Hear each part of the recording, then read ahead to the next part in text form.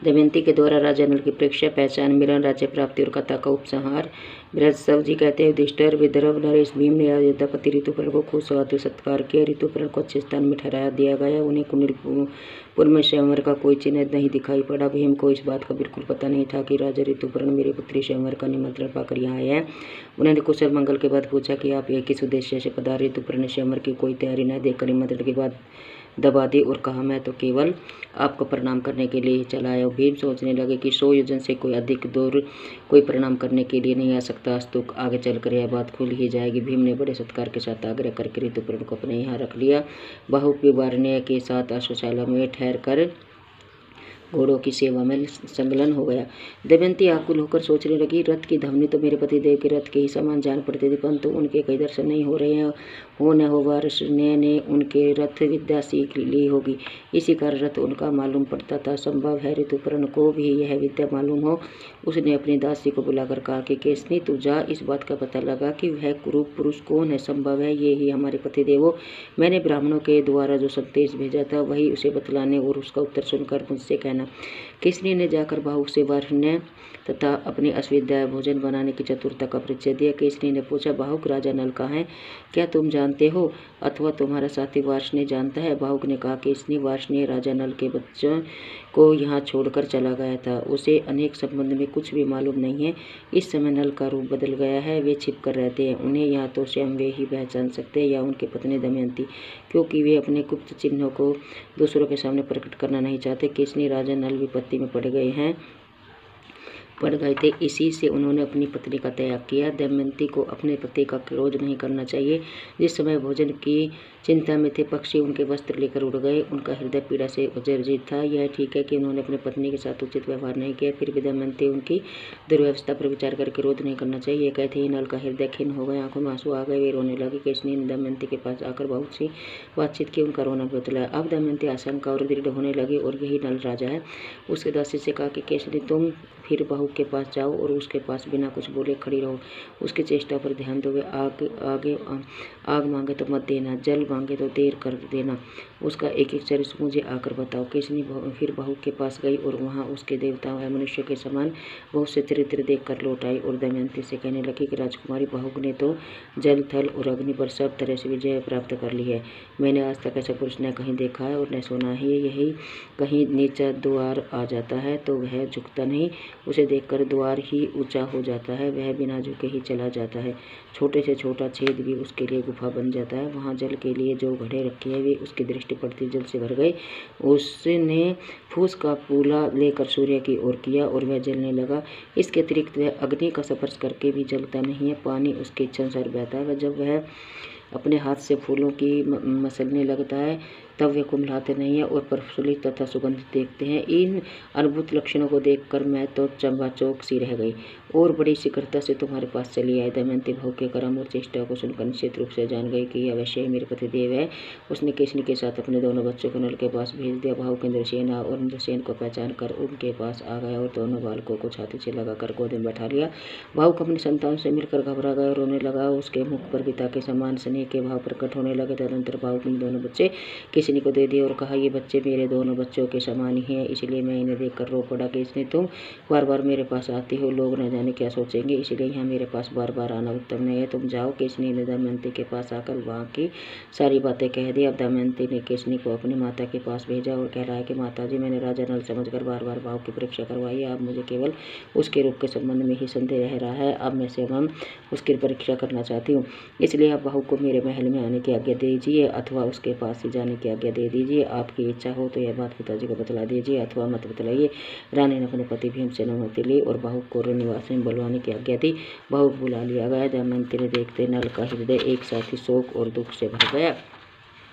आंसू से नहा गई। बाहुक की आकुलता देखकर दमयंती भी शोकग्रस्त हो गई। उस समय दमयंती गेरुआ वस्त्र पहने हुए थी, केशों को जटा बांध रखी थी, शरीर मलिन था। दमयंती ने कहा, बाहुक, पहले एक धर्मज्ञ पुरुष अपनी पत्नी को वन में सोती छोड़कर चला गया था, क्या कहीं तुमने उसे देखा है? उस समय वह स्त्री थकी बांधी थी, नींद से अचेत थी। ऐसी निरपराध स्त्री को पुण्य सलोकनी से नरेश के सिवा और कौन पुरुष निर्जन वन में छोड़ सकता है? मैंने जीवन भर में जानबूझकर उनका कोई भी अपराध नहीं किया था, फिर भी मुझे वन में सोती छोड़कर चले गए। इतना कहते कहते कहते दमयंती के नेत्रों में आंसू की झड़ी लगे। दमयंती के विशाल सांवले रत्नारे रत्न नेत्रों से आंसू टपकते देखकर नल से रहा न गया। वे कहने लगे, प्रिय, मैंने जानबूझ कर न तो राज्य का नाश किया है, न ही तुम्हें त्यागा है, और यह तो कलयुग की करतूत है। मैं जानता हूँ कि जब से तुम मुझसे बिछड़ी हो तब से रात दिन मेरा ही स्मरण चिंतन करती रहती हो। कलयुग मेरे शरीर में रहकर तुम्हारे शाप के कारण जलता रहता था।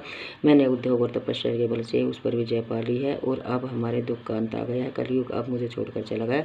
मैं एकमात्र तुम्हारे लिए यहाँ आया हूँ। यह तो बतलाओ कि तुम मेरे जैसे प्रेमी और अनुकूल पति को छोड़कर जिस प्रकार दूसरे पति से विवाह करने के लिए तैयार हुई हो, क्या कोई दूसरी स्त्री ऐसा कर सकती है? तुम्हारे स्वयंवर का समाचार सुनकर ही तो राजा ऋतुपर्ण बड़ी शीघ्रता के साथ यहाँ आए हैं। दमयंती ने हाथ जोड़कर कहा, आर्य पुत्र, मुझ पर दोष लगाना उचित नहीं है। आप जानते हैं कि मैंने अपने सामने प्रकट देवताओं को छोड़कर आपको वर्ण किया है। मैंने आपको ढूंढने के लिए बहुत से ब्राह्मणों को भेजा था और वे मेरी कई बात उड़ाते हुए बहुत से ब्राह्मण चारों ओर घूम रहे थे। पारनाथ नामक ब्राह्मण अयोध्यापुरी में आपके पास ही पहुंचा था। उसने आपको मेरी बात सुनाई थी और आपने उसका यथोचित उत्तर भी दिया था। यह समाचार सुनकर मैंने आपको बुलाने के लिए यह युक्ति की थी।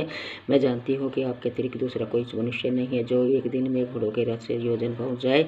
मैं आपके चरणों में स्पर्श करके शपथपूर्वक सत्य सत्य कहती हूँ कि मैंने कभी मन से भी पुरुष का चिंतन नहीं किया है।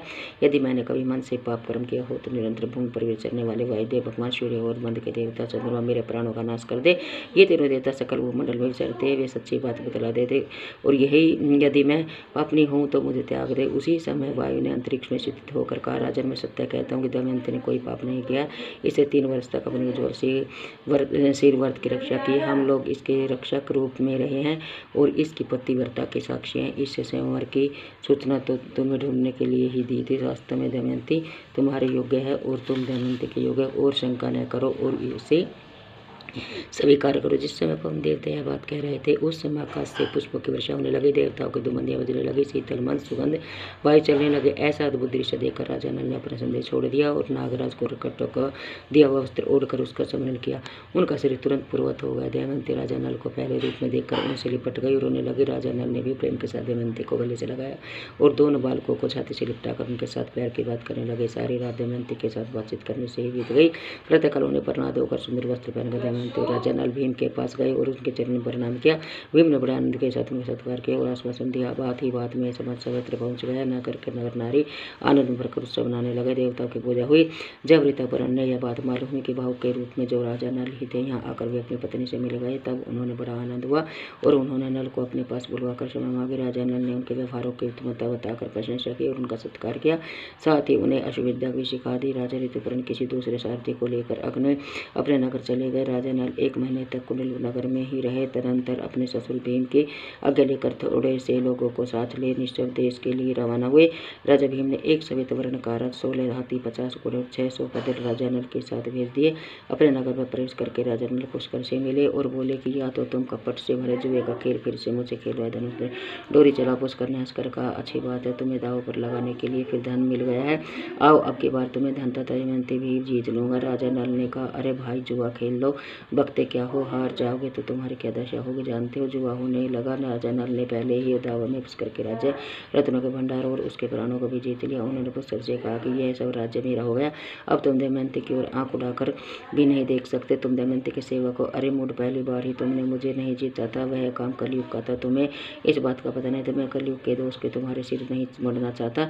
तुम अपना जीवन सुख से बिताओ, मैं तुम्हें छोड़ देता हूँ। तुम पर मेरा प्रेम पहले से ही समान है। तुम मेरे भाई हो। मैं कभी तुम पर अपनी आखिरी नहीं करूंगा। तुम 100 वर्ष तक जियो। राजा नल ने इस प्रकार कहकर पुष्कर को धैर्य दिया और उसे अपने हृदय से लगाकर जाने की आज्ञा दी। पुष्कर ने हाथ जोड़कर राजा नल को प्रणाम किया और कहा, जगत में आपकी अंश कीर्ति हो और आप 10,000 वर्ष तक सुख से जीवित रहे। आप मेरे अन्नदाता और प्राणदाता। पुष्कर बड़े सत्कार और सम्मान के साथ 1 महीने तक राजा नल के नगर में ही रहा। तदंतर सेना, सेवक और कुटुंबियों के साथ अपने नगर में चला गया। राजा नल